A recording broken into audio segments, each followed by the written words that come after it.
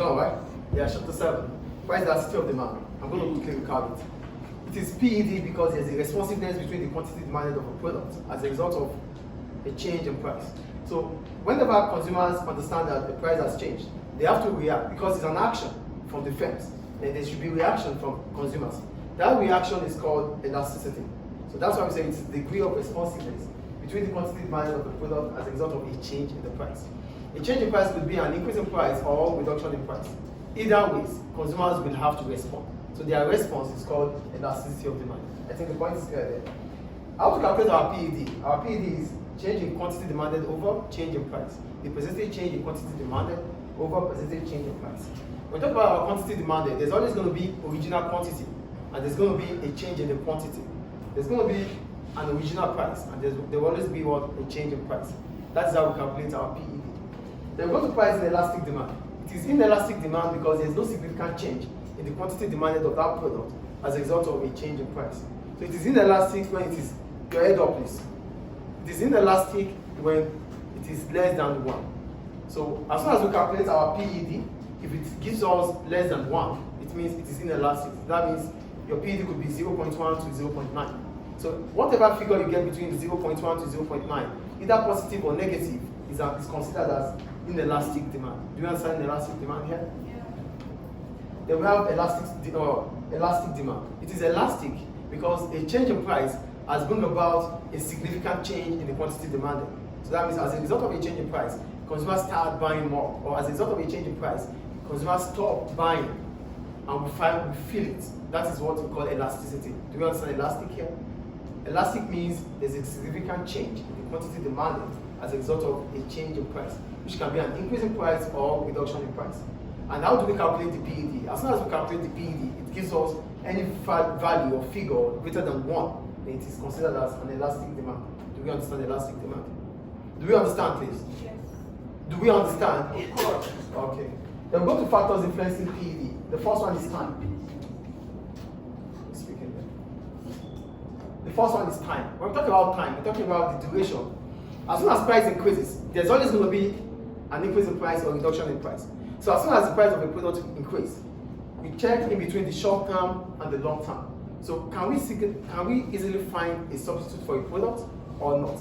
If it's going to take us time to find a substitute for a product, that means we don't have any other choice than to buy such products. So a product that it takes time for consumers to find its substitute, the demand is always price inelastic. Do you get the point I'm making here? This is a marker.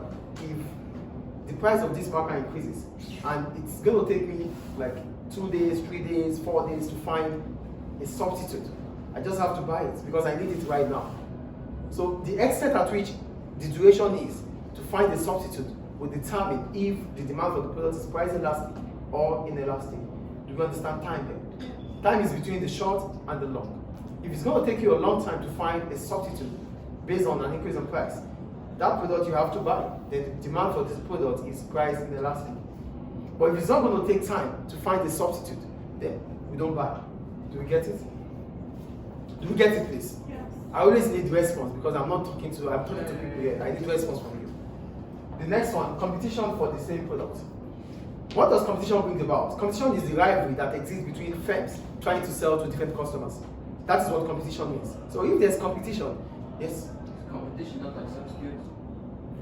It's not the same as time. Time is about the duration, the time. To find another substitute. Yes. Now we're talking about competition itself. Competition brings about more choices for customers. Because when there's a lot of competitors, that means they produce homogeneous products. Those products that they produce can simply be the same in terms of usage, but they have different brand name. That is the only point. This is IKS, there are other schools too. Yes or no? So they are competitors. So as soon as we have more schools available, that means we have more choices to make. So the point is, if there is increase in competitors, it means choices for consumers increases. So the demand for products in such markets will be price elastic because there are a lot of competitors. Do you get the point I'm making or not? Yes. If the competition is less, choices for consumers reduces. The demand for products in such markets will be price inelastic. But if competitors are much, choices increases for consumers. So if product A increases its price, we could as well buy product B, C, D, E, B or G. But if we have only product A or B in the market and the price increases, we don't have any other choice than to buy either product A or B. Do we get it? Are you here?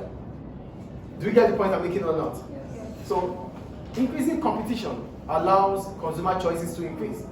Demand for products becomes price elastic if the competition is increasing.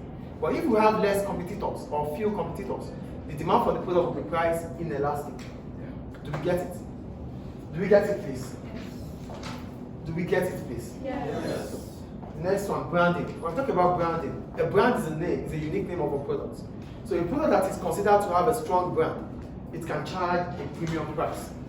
Because you are considered to be a strong brand. Whatever price you sell, consumers are attached to it. They want to buy. They want to be associated with a strong brand. So whatever the price is, just like Apple, irrespective of the price, they will buy. Yes or no? So strong brands are able to sell at a premium price, at a higher price.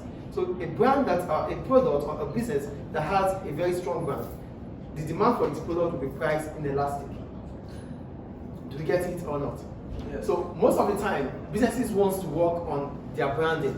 They want to have a strong brand. Because as soon as they can have a strong brand, customers get emotionally attached to that brand. Whatever the price is, customers they don't care about the price. They just want to buy the product. So the demand for products that have a strong brand is always priced inelastic. But a product that has a weak brand will have a price elastic demand. Do we understand? Any question about price elasticity of demand?